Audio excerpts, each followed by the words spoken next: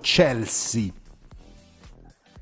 Ma praticamente tra le indiscrezioni che sono uscite ieri, oltre alla trattativa che sta avanzando con Giroud, per cui il Milan ha praticamente un accordo di massimo col giocatore sull'ingaggio, una sorta di biennale, diciamo, poi strutturato in maniera un po' fantasiosa, però l'accordo col giocatore c'è, dipende dal Chelsea poi capire se liberarlo a zero come vuole il Milan o meno. Milan ha chiesto anche informazioni su altri due giocatori, Bakayoko, che è stato proposto in settimana scorsa dalla gente, come abbiamo rivelato in esclusiva noi di Radio Rossonera.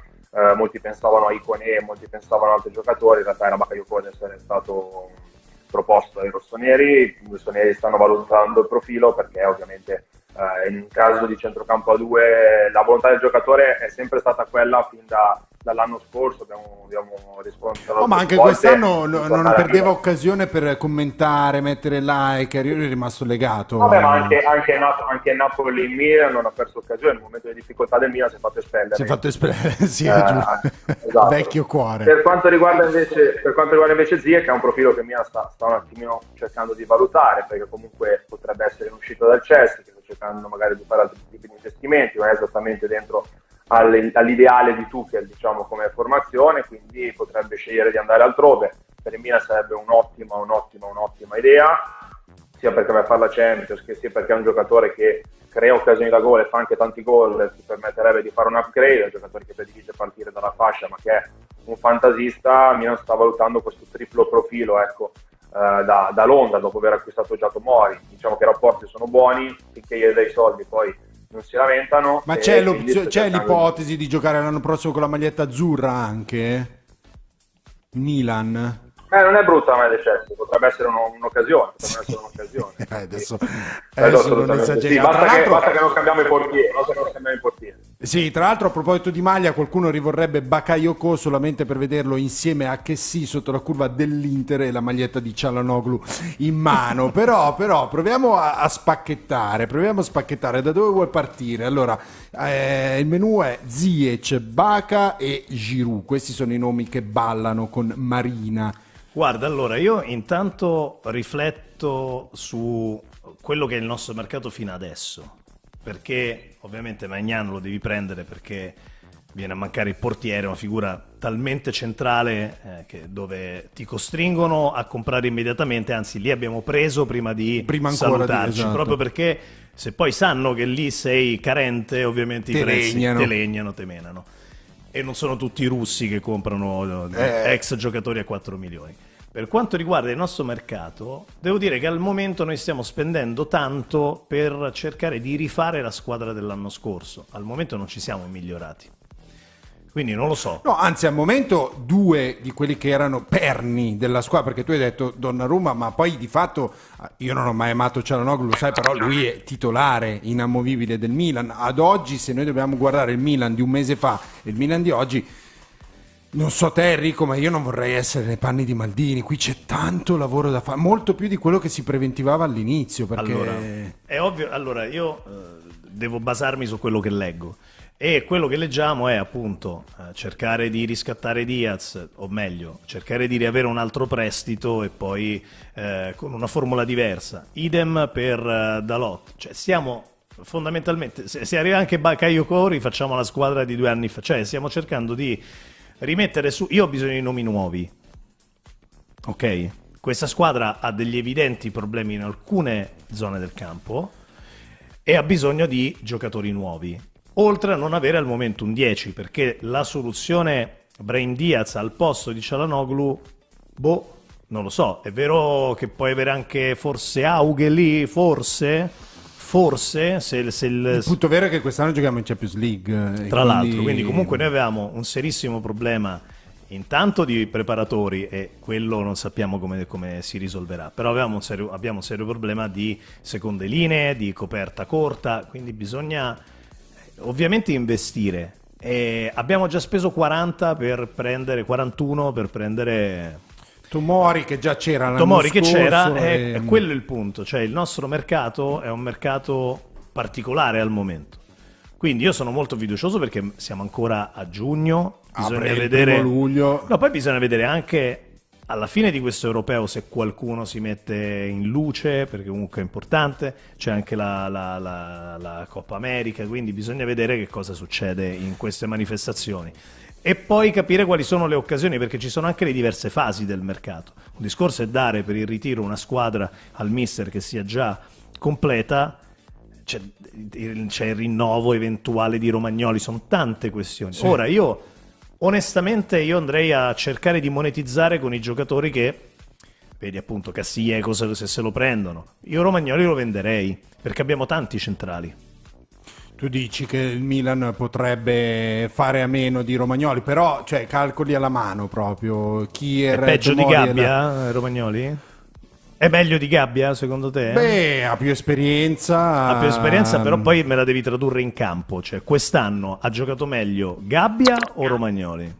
Gabbia quest'anno non ha fatto male. No, non ha fatto le vaccate che ha fatto Romagnoli, vogliamo dirlo. Quindi però comunque... è anche vero che l'anno prossimo, ripeto, insisto su questo concetto, si va a giocare in un'altra dimensione, una dimensione europea. Però sono riserve. Romagnoli è una riserva, non è un titolare. Mentre l'anno scorso lui partiva titolare in questa squadra. Quest'anno è cambiata totalmente l'ottica. Serve un giocatore che costa tutti quei soldi come riserva? Più che altro, su Romagnoli sappiamo, tra l'altro... Abbiamo tanti centrali, veramente tanti. Tra l'altro il procuratore è Mine, sappiamo che anche lui bisognerà rinegoziare il contratto e a quanto pare la prima richiesta è abbastanza elevata, 6 milioni, perché insomma il Milan ha dimostrato che mentre su Chessy ieri filtravano notizie sul Milan disposto a fare un sacrificio, perché alla prima offerta il Milan ha offerto 3,5, che si ha chiesto 6 e le parti diciamo si sono dette riaggiorniamoci, però il Milan su la politica contrattuale ha una disciplina molto seria. Ma la verità è che il Milan al momento sta manifestando la volontà di portare Romagnoli un po' in stile Cialanoglu e Donnarumma, nel senso che la stagione che c'è al momento è una stagione in cui Milan al momento non ha fretta di vendere Romagnoli, poi magari gli eventi faranno diversamente. A Milan, se trattiene Romagnoli, non ha bisogno di investire 20 milioni su un centrale, che è un investimento che delegherà magari però lo devi fare quando poi scade il contratto. Poi il prossimo anno lo regali, quest'anno monetizzi 20 milioni, li puoi prendere. Credo che sia un momento in cui Milan sta cercando di capire col giocatore se valga la pena rinnovare il contratto subito. Da una parte il Milan sta cercando di capire se il Romagnoli fa lo stesso tipo di stagione che ha fatto quest'anno, diventa poi difficile dire ok, voglio rinnovare il contratto e vuoi darti un determinato ruolo. Il giocatore di suo vorrà un altro ruolo, però ma scusa, mi sono fatto 5 anni di Milan di basso livello, quest'anno se permettete mi gioco la Champions, magari può anche fare questo tipo di valutazione. Sicuramente non è una priorità il rinnovo di Romagnoli al momento, ma sono Calabria che sì. Ok, però poi scusami, hai soltanto, se non hai questa finestra di mercato, hai soltanto la prossima a gennaio per rinnovare Romagnoli, perché poi comunque quando stai a 6 mesi sei in una posizione molto rischiosa. Altrimenti, se tu non lo vendi adesso, e questo dipende anche dalle offerte tangibili, reali che ha Romagnoli, abbiamo visto che Donnarumma non è che avesse poi alla fine tutte queste offerte, quindi comunque è un mercato particolare. Idem Cialanoglu. Bisogna vedere Romagnoli se realmente ha delle offerte valide, valutarle e poi capire, perché altrimenti lo devi rinnovare, ma non lo puoi rinnovare a 6 milioni, perché poi ti ritrovi un giocatore che vale molto meno e poi è un problema trovargli un'altra squadra, perché ti resta sul groppone uno a 6 milioni, quindi comunque questa è una situazione che va risolta adesso. Intanto ragazzi, vedete che c'è in sovraimpressione il numero, se volete intervenire lo conoscete. Stefano propone una lettura interessante, lui dice: scambio Romagnoli Luis Alberto, cioè se Romagnoli fosse utilizzato come moneta di scambio, perché ti fanno una pernacchia, giocano a 4, ma c'è già Mancino come centrale, cosa se ne fanno di Romagnoli? No, adesso al di là della Lazio, di questo scambio in particolare, Romagnoli può essere utilizzato come moneta di scambio? Ma io ripeto, Milan credo che piuttosto che utilizzarlo come moneta di scambio o lo monetizza con una cessione cash, oppure tanto vale tenerselo. Ma se non hai offerte, però si stanno dicendo che non hai offerte. Ma uno manco lo scambia. Ma l'altro problema è che non tutti ti danno cash ormai, perché se poi va fuori in prestito. Tra l'altro, a proposito di cash, mica cash, leggevo la Juve sulla trattativa con Locatelli, che pare insomma oggi ci fosse un incontro abbastanza decisivo. vuole inserire questo ragazzino valutato 10 milioni di euro. Cioè, una roba incredibile. Forte a Dragosin. Ho capito, ragazzi, però vale già 10 milioni di euro senza neanche aver giocato un minuto in Serie A. La Juve ha già rifiutato offerte, tra l'altro, per lui già a gennaio di 7 milioni. Però lo dai al Sassuolo dove può giocare. Esatto. Lo dai al Sassuolo, cioè non lo stai dando a una squadra, non stai dando al Barça, capito? Comunque, ragazzi, la Juve potenzialmente ha anche Nicolò Fagioli, che è fortissimo e può valutare quanto vuole, perché è uno dei centrocampisti futuri centrocampisti titolari della nazionale italiana, se riesce a mantenere le promesse. Quindi la Juve a livello di giovanili, se vuole piazzare giovani, li piazza. Sì, ma poi perché la Juve con i giovani fa proprio pesca a strascico. Però occhio, perché noi invece non lo facciamo, abbiamo una primavera molto scadente, secondo me. Molto scadente.